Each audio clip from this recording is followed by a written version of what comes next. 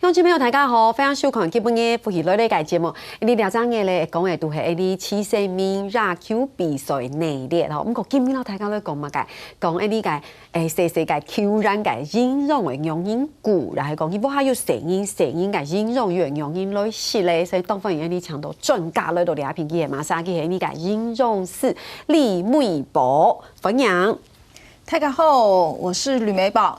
主持人好，各位观众大家好，耶！欢迎老师。老师，你今天穿棒球衣，然后又穿球鞋，对，我觉得这整个摄影棚那个活力又不一样。对哦，非常有活力朝气，对不对？对。然后你刚说，哎呀，好开心哦，可以上球鞋，可以穿球鞋上节目。对，因为我之前都要比较正式一点，今天终于可以很轻松休闲。真的，我们很少看到营养师有没有是这样子一身劲装，有没有一身安润同服这样穿？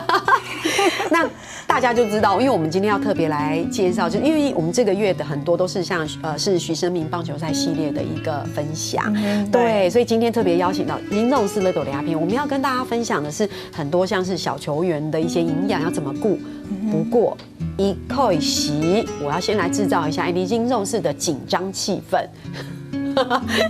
不会是玩什么踩那个很痛的那个游戏，也不会是吃什么恐怖的东西，好啊，是要来学客语，有紧张了哈，有紧张，今天最紧张的一刻来了。好，大家来大家来分享一下，老师你这样子光看华语有办法念出客语吗？当然是不行哈。太行，好，那我来念一下。然後大家咧分享一下，我嚟讀一下哈。呢個咪咧，人愛聊，才愛拗，人愛說策，莫愛擾啦。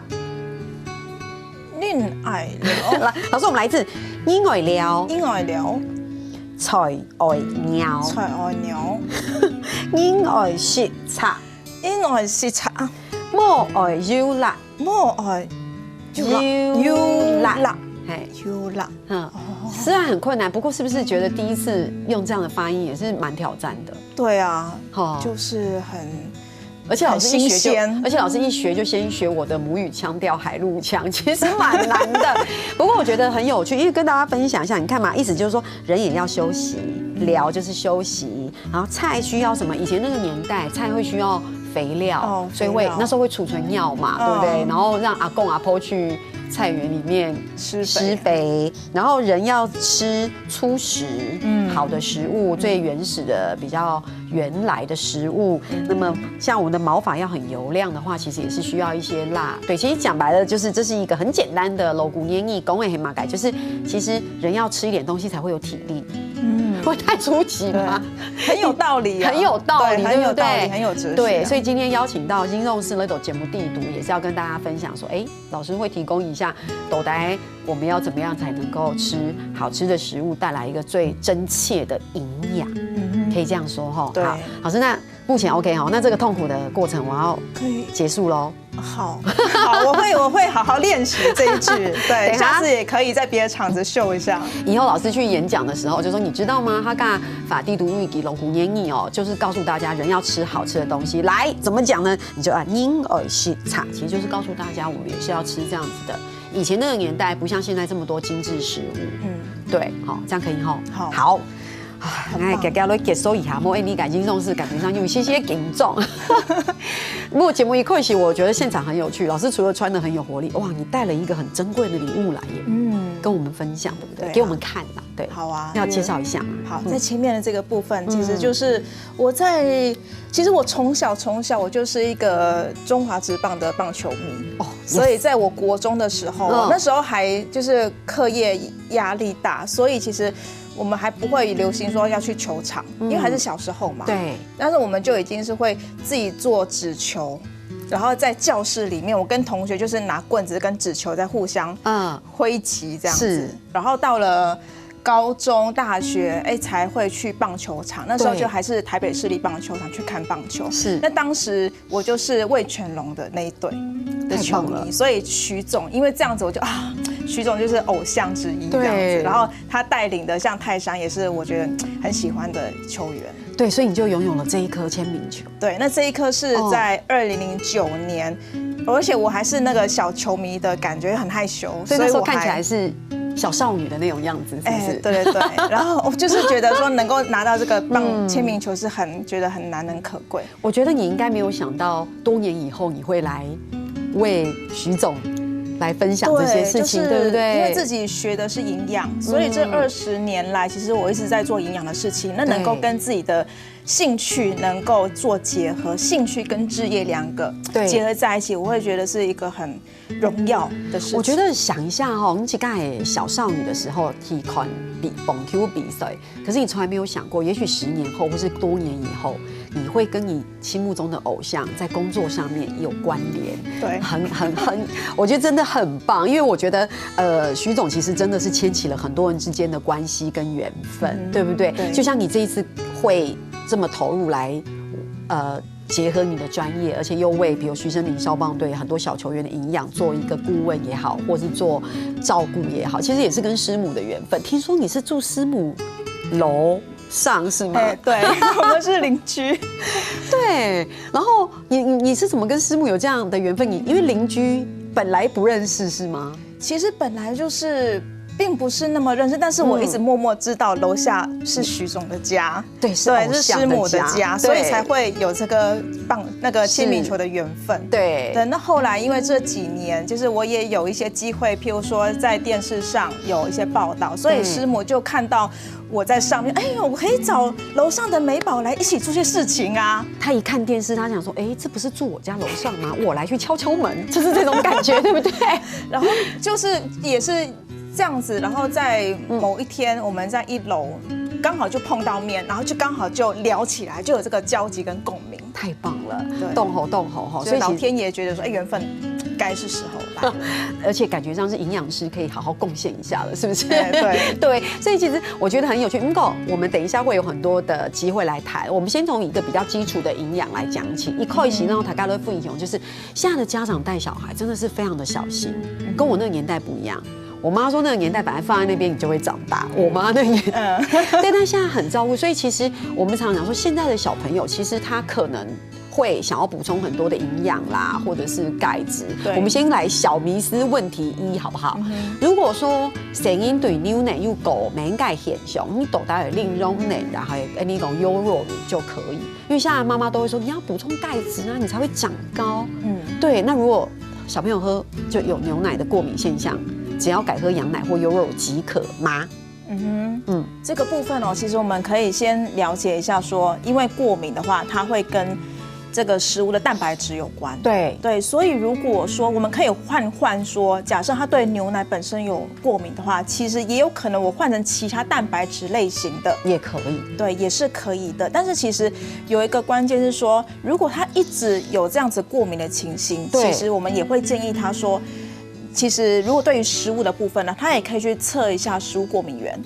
对，因为其实食物过敏源它很多种，所以也可以了解一下说，是不是目前小朋友他对某些食物的过敏是特别严重的。这个时候其实就可以建议他在吃的频率跟分量，这个时候就要有一些节制。是，也刚好借由他对于喝牛奶有过敏现象去了解更多，对不对？对，因为现在小朋友其实，我觉得真的像他们就会什么喝牛奶会拉肚子，他们会有乳糖不耐症啊。对，那个就是乳糖不耐症的问题。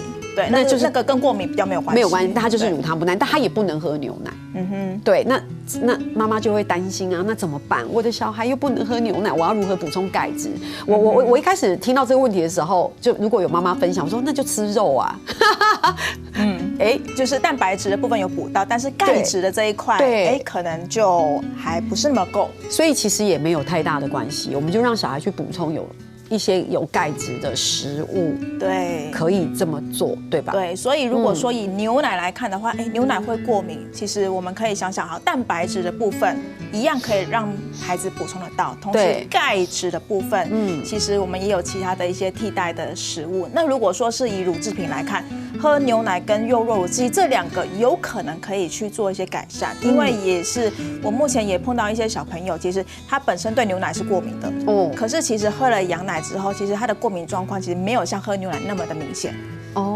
对，所以这个部分都会看他自己本身的体质去尝试一下。对，那优酪乳的部分呢，其实它本身啦，它还是牛奶，所以有可能还是会还是会有敏感的状况。但是如果说他有乳糖不耐的情形，就不能。譬如说他容易拉肚子，牛奶它会容易拉肚子，但是优酪乳有可能它会稍微缓解，因为呢优酪乳里面的一些益生菌，它也能够去帮忙我们去分解一些乳糖。哦，对，所以让我们在喝优酪乳的时候，其实乳糖我们代谢的状况可以比较轻微，负担不会那么大。我理解，因为它可能是牛奶，但它有益生菌。对，所以有益生菌可以在里面帮忙。对，所以我们大家讲来都有可能缓解这样的状态，对不对？哇，其实还有动豆改啊内容，然后大家的分享，你聊下，等下长在讲。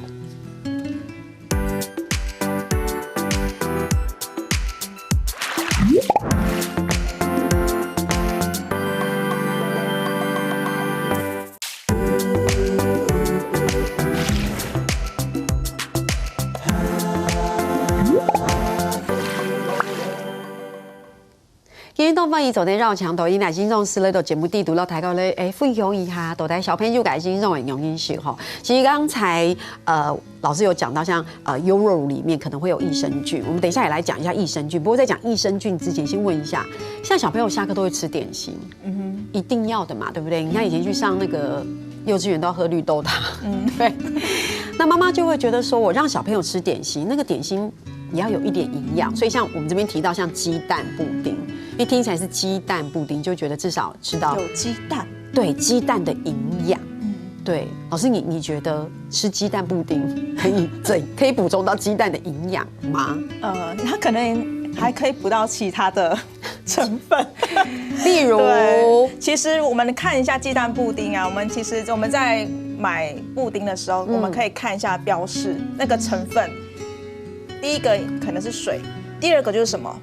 糖。对，就糖。所以其实我们补鸡蛋之前，我们已经补了很多的糖分在里面了。那其实鸡蛋的成分其实可能只有一点点而已。对，那可能它里面可能还有一些是，就是一些是那种人工的一些添加的原料在里面了。对，为什么呢？因为很多妈妈会觉得说，反正小朋友想吃零食，你给他吃巧克力或是吃什么，你都不好，不够好，你宁愿给他吃鸡蛋布丁，就是大家会有个迷思，就觉得这样至少有鸡蛋的营养。可是我觉得性上狗动入力哈，就是我觉得像糖分，我觉得现在孩子们不晓得现在小朋友，你看那些国小的小孩，在都市里面的，很容易会发现他们会过胖，我觉得就跟糖有关。那我要提问喽，那鸡蛋糕可以吗？对，有鸡蛋哦。对啊，鸡蛋糕可以吗？其实鸡蛋糕就是蛋糕嘛，它里面可能他在做的时候也有一些鸡蛋的成分在里面，但是一样啦，它其实一样是里面。其实我们在看人家做鸡蛋糕为什么很香？对，它一开始会抹什么？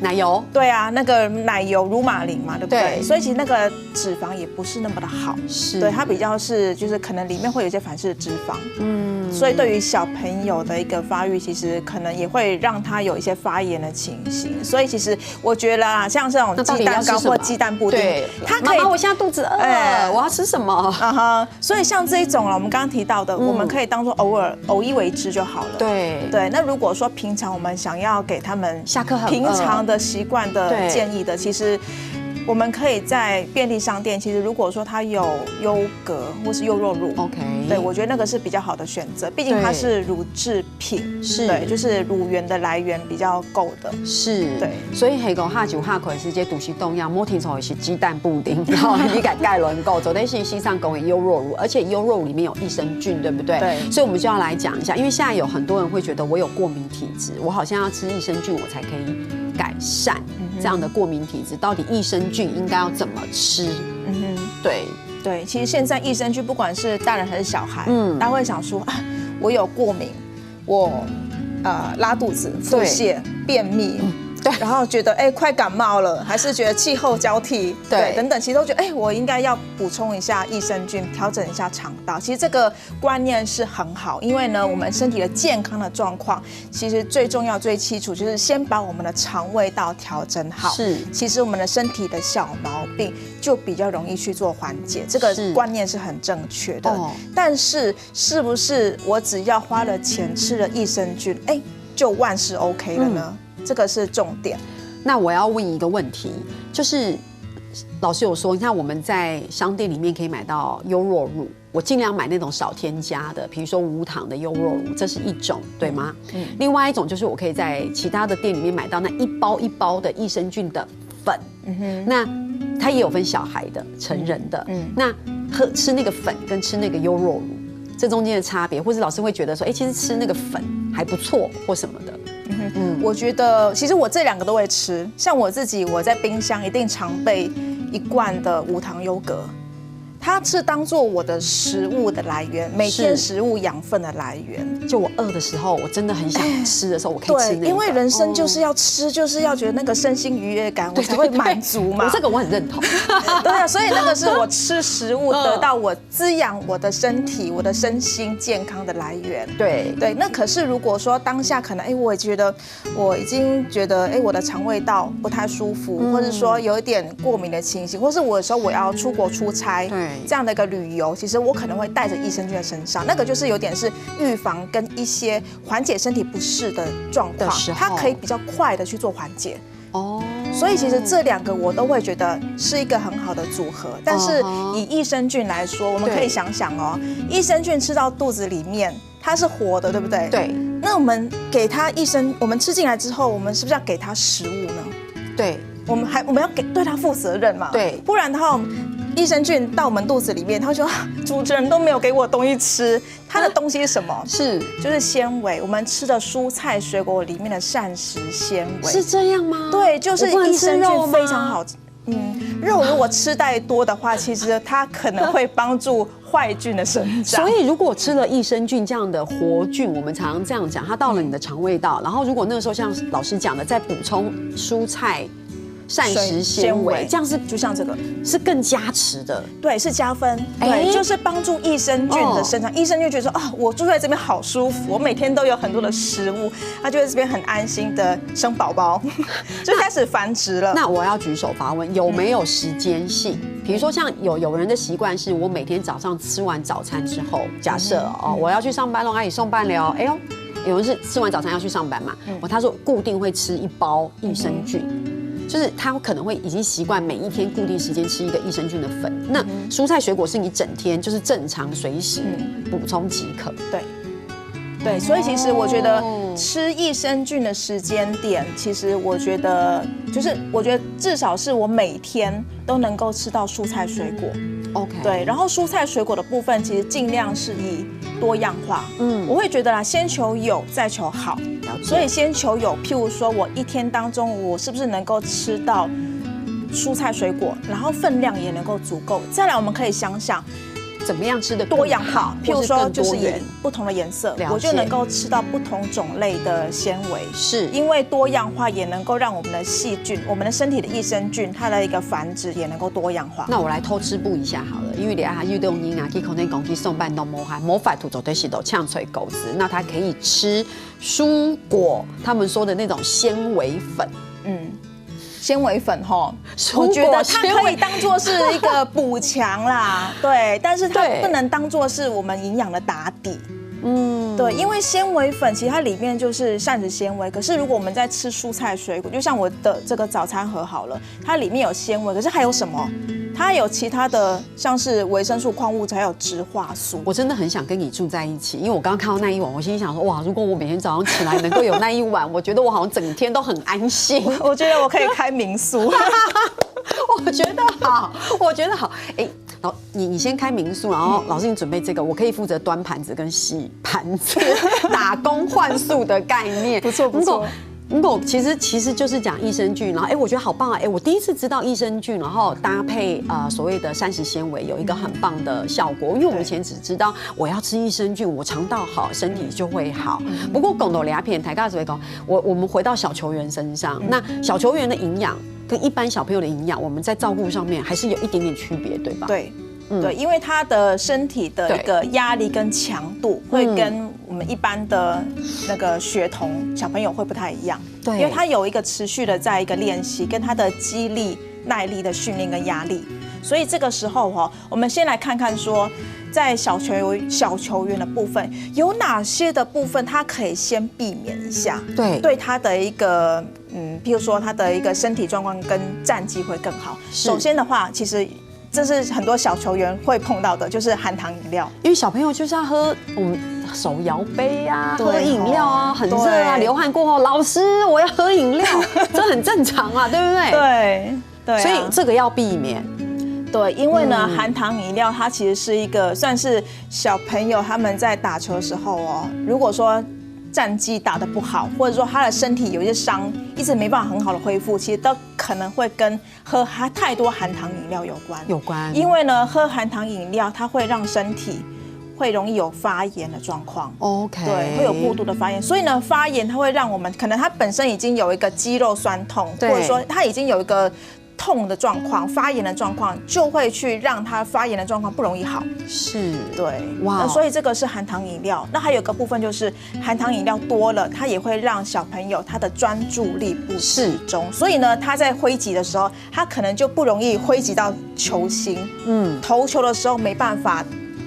就是打到他那个重心就对，千万不要小看这个细腻的部分，因为有时候一个比赛最后就是差在这1%跟0.5%，最后那个专注。每次我们看到第8局、第9局的时候，其实那时候比的是心理素质，也是比最后的耐力跟专注力，对不对？好紧张，每次看到第9局下半3坏2好的时候，还有可能输掉。我说，对，所以也少吃油炸物。对，油炸物其实小朋友。其实，如果说他们去外地比赛，鸡排啊，吃鸡排。对啊，如果说去什么夜市啊，还是说有时候点便当什么的，其实他们就很喜欢吃什么炸的鸡腿，还有炸排骨，还有什么还有香肠，对这些。可是其实这些吃久了，一样就是油炸物，它让身体引起一个慢性的发炎状况，也会让他的肌肉酸痛感一直维持。所以如果说他今天有比赛，明天冠军赛怎么办？对，那就要这个时候就已经肉似抖顺条啊，还有嘛？你讲嘅，你聊下，等一下这样子没讲。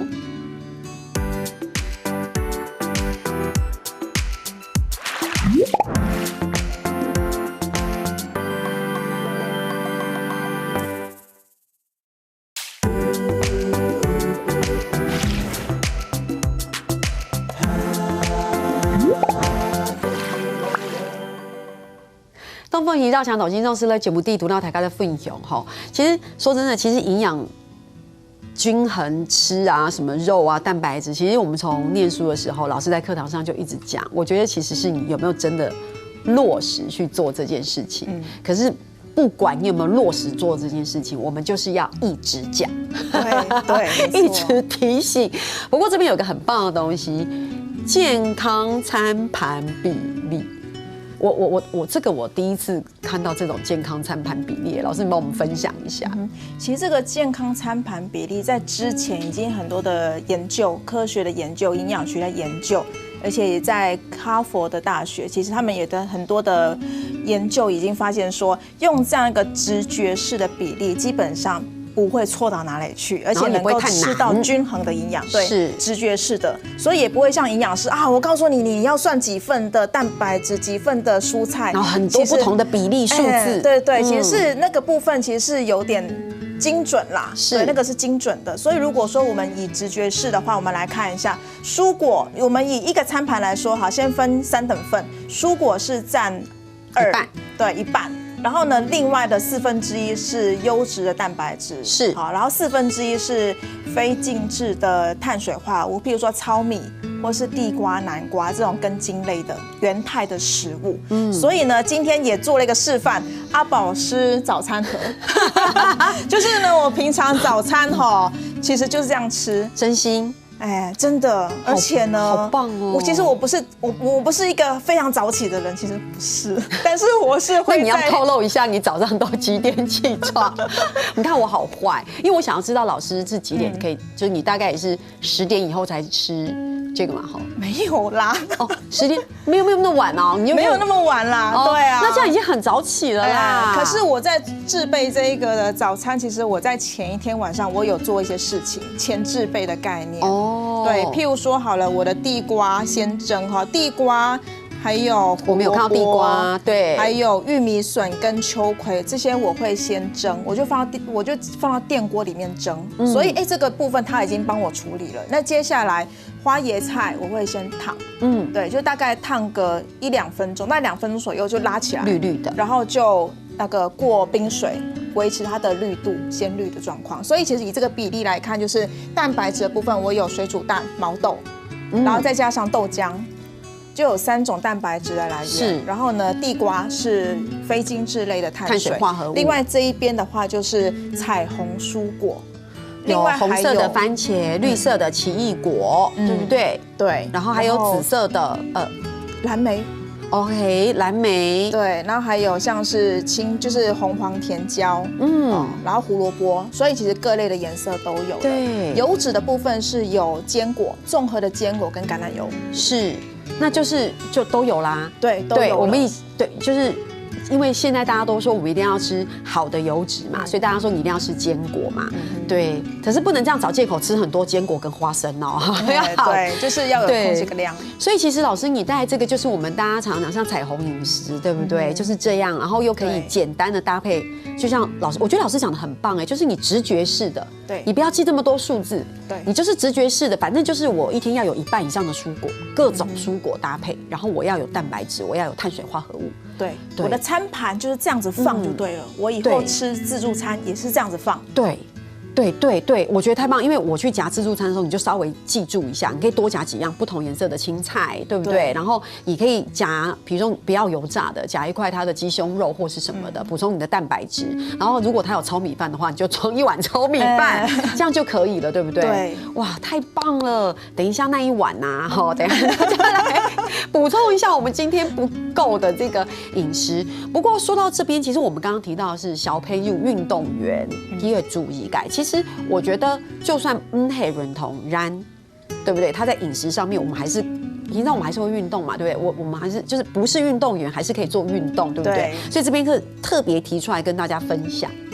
像平常我们小朋友也是会有体育课嘛，或者说课后打篮球什么的，所以其实如果说平常就有这个运动的习惯，我们也要注意说小朋友他在成长过程当中，而那时候他也要做一些肌力的一个运动，其实肌肉的营养不足够的蛋白质，就像是我们吃的鸡肉、鱼肉，还有像是黄豆啊这一类红肉，还有像鸡蛋。这些都是完整的蛋白质，可以帮助我们肌肉的修复跟合成。所以呢，有时候小朋友运动完之后容易酸痛，其实如果说足够的蛋白质也能够帮助它的修复，比较不容易就是酸痛感能够做一个缓解。是，对。那维生素 C 我们平常在蔬果当中就能够吃到的 C，也能够帮助做一个修复、抗氧化的一个维持。像是奇异果，对，对，还有像是芭乐，对，台湾我们平常吃。那个芭乐，对，番石榴里面也有丰富的维生素 C， 而且芭乐的热量相对一些比较甜的水果，它热量也比较低，稍微有低一点，就看那个甜度啦。这对小朋友来讲应该是 OK， 因为基本上他也就是吃到天然的水果，其实基本上就 OK 了。是，对。另外一个就是现在很流行，因为说实在，现在运动是一个时尚，对小朋友也好，大人也好，抬杠以人同签，抬杠为公啊，你也剩，因为总不能很饿。我真的想要好好来问一下老师，到底运动前我们要吃些什么东西？有人说要先吃饱，但是有人又会说，你要饿着去。对，所以我们这边是写说先补充一点点碳水化合物。对，因为我们在运动的时候，我们也是需要能量。而且那些能量它是能够立刻做使用的会比较好，所以我比较不建议说，当我很饿的时候去运动，其实那个时候效果不好，而且有可能会让我们身体容易有低血糖的状况。那如果像早上很早起，比如说你很早起，你就先去运动，跑步也好，那因为要先吃早餐，就是你还是要先吃一点东西，你才能够去运动。如果是早上的话，我觉得要看运动的类型啦。是，对。如果是慢跑这一类，我觉得真的是看每个人的习惯。对，有些人他会习惯说，我跑完步之后，我再吃早餐 ，OK。对。但是如果说是以一些比较是可能他还有一些中强度的了，譬如说我去打篮球，或者说我是像是有在做健身房的。其实那一类的族群的话，我们会建议说，他不要完全的空腹会比较好。对，那反而在运动前能够补充一些碳水，譬如说我最常补充的就是香蕉。对，你看到很多运动选手在比赛的过程当中，尤其我们在看打网球的时候最明显，休息的时候就先吃香蕉，对，就立刻补充能量。对。那运动后的半小时内补充的良好蛋白质。对，因为在运动的过程，我们的肌力、肌肉其实它的纤维有一个微破坏的状况。对，所以呢，这个时候在运动后补充蛋白质，其实还要补充碳水。运动跟碳水它有一些的比例，对，但是重点就是说，我觉得就是那个蛋白质跟碳水同时都有了。譬如说，好了，我去便利商店，我可以怎么选？豆浆蛋白质，那再配一个好豆浆茶叶蛋，再配一个蛋水，蛋白质，那碳水什么？譬如地瓜好了。好，也是，我觉得我已经有被考试的感觉。那再来的话呢？对，那还有其他选择，可以吃御饭团吗？御饭团里面的蛋白质比较少。OK， 对，三明治可以。譬如说，我会选那我可以御饭团加豆浆吗？御饭团加豆浆，好，可以。反正就是这两个都要有，会比较好，是比较好的。了解，因为一般人就会是豆浆菜，他就觉得是蛋白质，但是忽略了碳水的部分，还是要加一点点，对不对？不然的话，就是我的豆浆，我当时我就可以选，并不是完全无糖豆浆。那优格可以吗？优格也可以啊。感觉上今天在这边好像趁机发问，有没有提很多的问题？够努力哇！时间过得很快哈。我想问最后一个最简单的问题，老师，我想问一下运动饮料，大家都觉得喝完之后，运动饮料到底是要还是不要？如果是有在练马拉松或者是那种自行车，所以它已经是一个中强度的运动，对，或者是说我已经是2-3个小时，我都在做一个，譬如说篮球的训练啊等等的。其实这个时候运动饮料可能会有这个需要，是。可是如果说是小朋友来说的话，我个人并不觉得他有这个需要。他不过就是去操场走一走回来就要喝运动饮料，那就铁豆太多了。或者是说对，或者小朋友其实啦，像我。就是目前有在做少棒的选手的这个营养的课程，其实我们也会觉得说，小朋友并不是那么需要一定都要运动营养，因为这个就是要花钱，而且爸妈的钱买饮料的部分，对，并不是那么需要。对，哇，乡亲朋友，我想大家看俩是节目，整期走得到，你解形容是两边讲的分享的，得到东